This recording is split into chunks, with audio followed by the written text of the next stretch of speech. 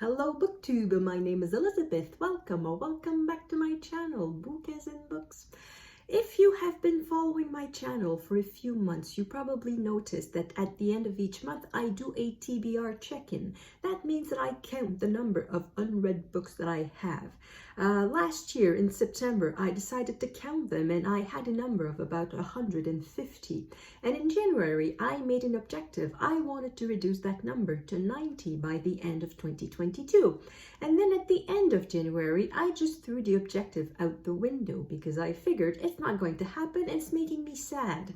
However, I am still counting the number of unread books that I have, if only to keep an eye on my book buying habits, just to make sure that I'm not buying books just for the kick of buying books without reading them, because I want to read books.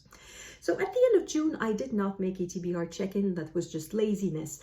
In July, I did not do a TBR check-in, and that was not laziness. That was avoiding the number, because in July, I went on a holiday, and part of my holiday was to buy books. I visited a whole bunch of bookstores, and I did a book haul video, and I bought 42 books, and that's way more than I read in a month. Way more than I read in a month, even 2 months and probably 3 months. So it's just way too many books.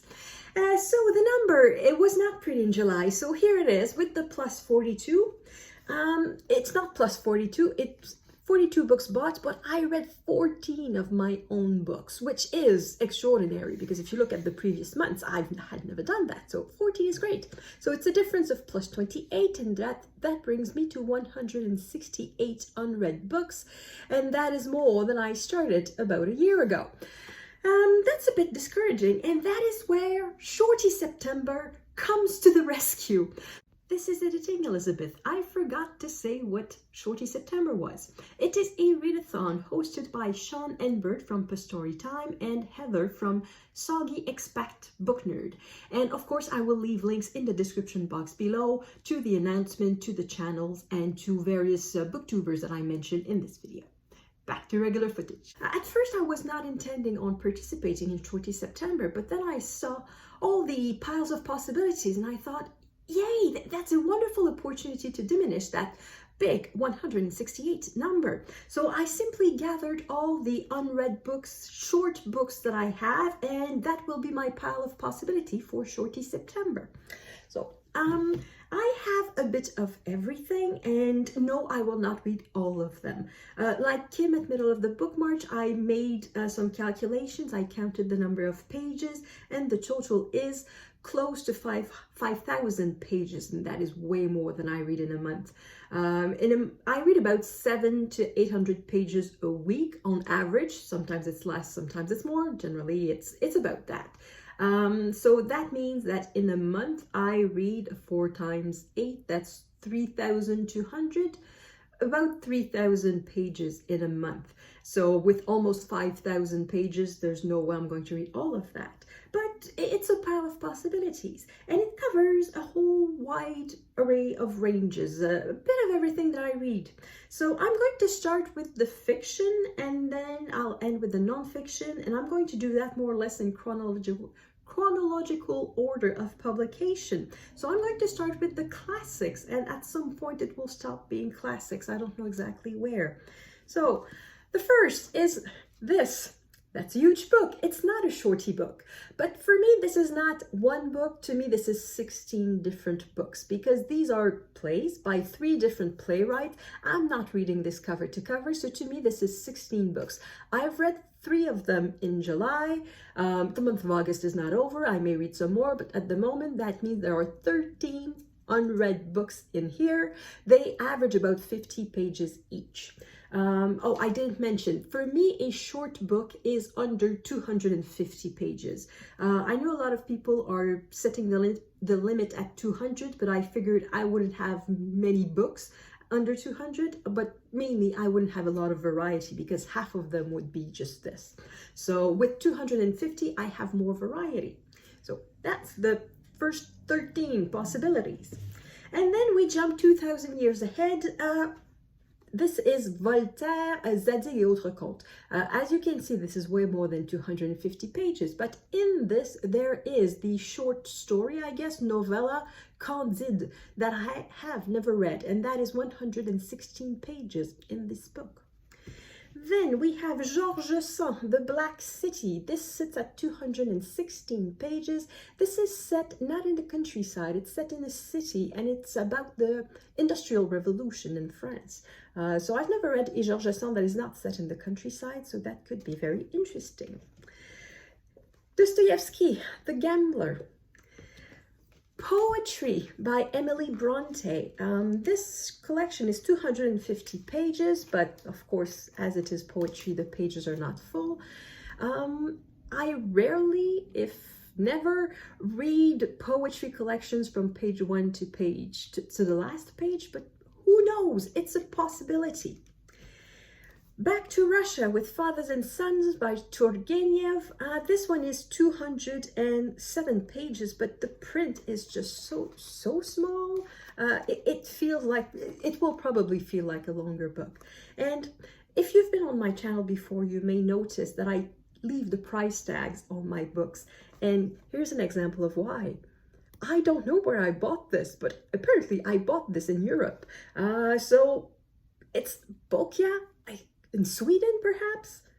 Or, yeah, it's either Sweden or Czech Republic. Do they use crowns in Czech Republic? No, they don't. Well, before, 20 years ago, this book is not from this year. Yeah, so I don't know where I bought that book, but I could look it up, and I bought that book in Europe. Next, we have a mystery. Arthur Conan Doyle, His Last Bow by, by Arthur Conan Doyle. It's a Sherlock Holmes story, and it is 203 pages. And now we are moving into the 20th century. This is To the Lighthouse by Virginia Woolf, that sits at 219 pages. Ooh, a love story, Powder and Pat by Georgette Heyer. This one is 192 pages. So already from that, you can see that I have quite a bit of variety. I have a mystery, I have poetry, I have plays, I have novels in translation and not in translations, and it's great, I think. Next, we are moving on to the second part of the 20th century. I guess from now on, it's modern classics or not classics at all. This is La Sagouine by Antonine Maillet. This is a French-Canadian classic. It's a play, but it's a one-woman play.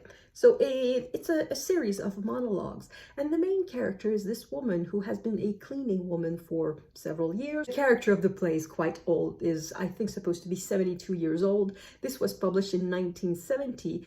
When a certain generation was on its last days, the generation that fought World War I. So this is basically the world of the first half of the 20th century coming to an end in the second half of the 20th century. I've never read this, even though it's a classic. I've never read it. Another French-Canadian classic. This one, I don't know if it's translated. This is L'Homme rapaillé. It is, again, a collection of poetry. It was very important to French-Canadian literature. I got this from my brother, who had to read it in college. I never had to read it, so I have never read it. It's a pile of possibilities. Here, A Man Asleep. Once again, this is an omnibus collection. In this book, we have all the novels of Georges Perec, and I have read them all except that one, A Man Asleep, which is 96 pages in this book. Another omnibus, mysteries again. This is the third Cadfael omnibus. There are 3 novels in there. They are the numbers 7, 8, and 9 in the series. I have not read any of them, and they are about 175 pages each. The New York Trilogy by Paul Auster. Once again, I have read the first 2 of the trilogy. I just have the last one to read. And the last one, as you can see, I already have a bookmark in there, is The Locked Room, and it has 116 or 17 pages. And the last fiction I have is Boy in Blue Hammock by Darren Groth. This is, I think, a dystopia. I found this book in a little free library near me. And beyond that, I don't know anything. It is 197 pages. Moving on to nonfiction, once again in chronological order, and once again I'm starting with the Greeks. This is Greek Thinkers Before Socrates. So this is a book of philosophy with tiny print, again, 247 pages. It was a gift from a friend several years ago and I still haven't read it. Maybe for Shorty September, who knows, maybe that's what I need. Another book that is in Omnibus collection. So this is Oscar Wilde, and the one that I have in mind for Shorty September is De Profundis. It is, I think, some sort of letter, reflection, essay. I don't know exactly what it's about. I know that I heard about it on Jen the Librarian's channel. I think it was for Nonfiction November last year, but yeah, I think that was the occasion. So I have this possibility. It is quite short. It is, I think, 37 pages. So of course the pages are quite big, but it is a very short possibility. And then we are moving on to the 20th century, and World War I. I have two memoirs of World War I, A Woman's Experience in the Great War by Louise Mack. This one is a bit of a cheat. It is, if we look at the last page, 256 pages. But the story, the text starts at page 10.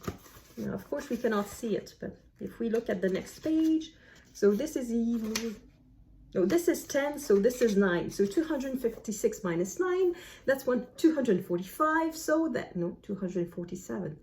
Anyway, that's under 250 pages. And it's the same thing for this one, which is also just a little bit over 200, which is also 256 pages. This is Nothing of Importance by Bernard Adams. So these two are on the edge of being shorty books. Oh, and then this one. Richard Feynman, 6 Easy Pieces. I've already read the first one and it's 133 pages. So I've read the first piece. It's not easy. It's not easy at all. It's really complicated. This is a vulgarization, in a way, simplification of some lectures that Feynman gave to physics students, to first-year physics students. But still, they were students of physics, they knew some basis, and it was really about teaching physics. So there's a bit of vulgarization, but not that much. So even though they are easy, they are quite complicated for someone like me who did not study physics. But it's interesting. It's a possibility. Again, physics. This one clearly vulgarization. The Physics of Everyday Things by James Kakalios. And this one is with the index 240 pages, but the text itself is 206 pages, which is quite reasonable. And the last two, I didn't know if I should count them, but I decided to include them. So this is Argentina. I don't know if there's an author for that. Several years ago, I was thinking of going to Argentina just for a trip like that. So I bought that book and quickly I decided that it would not be possible. So I never read the book. So it's 166 pages. The Essential Guide to Customs and Culture in Argentina. So yeah, I don't plan to go to Argentina anytime soon, so I'm wondering if I should really keep the book. But at the same time, it could be like a little travel to Argentina, a little armchair travel. That could be nice. And this one, another one that I don't know if there is any author. Does it count as a book or not? Because this is a CD. 2 CDs, in fact, of the tone poems or symphonic poems of Richard Strauss, as played or conducted by Karajan. That's quite a bit of text that goes with it. That's the reason why I count it as a book, and also the fact that I actually did buy it in a bookstore. So that would be 48 pages. But I would count it as a book because when I calculated my 150 books a year ago, I did include this one. I remember that I did include this one, and I also included this one. So they count in the 150 unread books that I have, so I should include them as possibilities for Shorty September. So that's it. That's, I think, if I looked correctly in my things, that is every short book that I own, every book under 250 pages. And that's a total of, I'm going to look on my sheet of paper, 37 books. So 37 books totaling 4,893 books.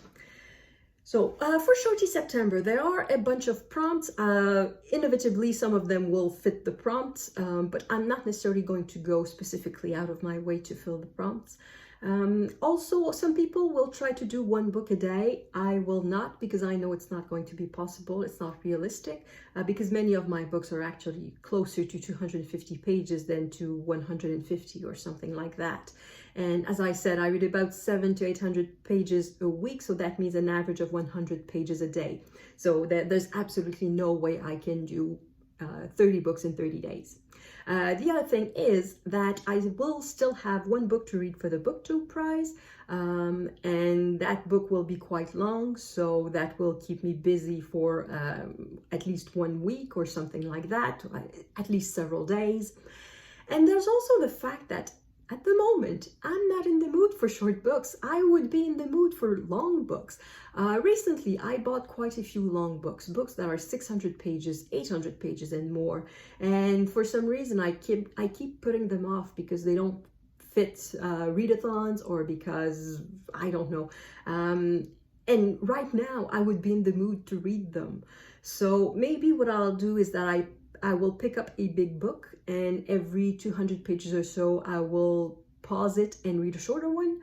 Or maybe I will just read short books. I don't know. September is still quite a few days away. It's still 10 days away, which is a lifetime in my mood reader world. 10 days is a very long time.